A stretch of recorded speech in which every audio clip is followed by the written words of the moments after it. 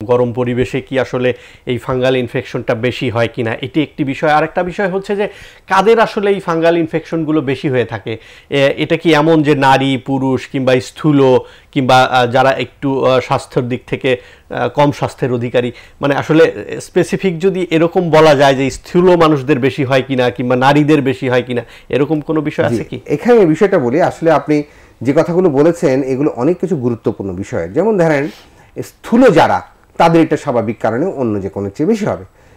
এই কারণে যে স্থূল যাদের, তাদের ঘামটা বেশি হয় এবং ঠিক মতো তাদের ঘামটা বেরোতে পারে না, শরীরে ভাঁজটা বেশি থাকে। এই ভাঁজ বেশি থাকার কারণে তাদের আপনার ওই ঘামটা জমে থাকে, এবং ঘামটা জমে থাকলে দুইটা জিনিস এখানে হয় স্থূলদের।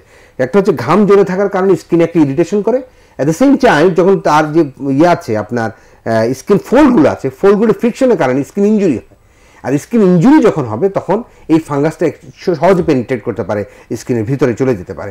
সুতরাং স্থূল লোকদের এটা একটু অন্য স্বাভাবিক মানুষের চেয়ে বেশি হয়। আরেকটা জিনিস হচ্ছে মহিলাদের বেশি হবে কিনা। আমাদের অভিজ্ঞতা আমরা যে দেখেছি সেটা হচ্ছে মহিলাদের আসলে বেশি হয়। কারণ আমাদের দেশের মা বোনেরা দুইটা কারণে, আমার অভিজ্ঞতা যেটা বলি, যেহেতু ওনারা পর্দা করেন, অনেকে কাপড় বেশি পরেন, এবং ওনারা ঘরের কাজ বেশি করার কারণে ওনাদের ঘামটা একটু বেশি হয়। এই সমস্ত কারণ। আরেকটা কারণ যেটা আমাদের মা বোনেরা যেটা সবচেয়ে বেশি গুরুত্বপূর্ণ, সেটা হচ্ছে ওনারা অন্যদের প্রতি এত খেয়াল রাখেন যে নিজের প্রতি খেয়াল রাখার মতো সময় এবং মানসিকতা ওনাদের থাকেন না, যার কারণে ওনাকে যে নিজেকে যে একটু পরিষ্কার পরিচ্ছন্ন রাখা, যে টেক কেয়ার করা, এটা আসলে ওনারা অতটা করেন না। কারণ ওনাদের মনটা বেশি ওনাদের সন্তান, ওনাদের স্বামী, ওনাদের ঘরের যারা আছে তাদের জন্য ওনারা বেশি সময় দেন বা বেশি কনসেন্ট্রেট করেন। এই হচ্ছে বিষয়।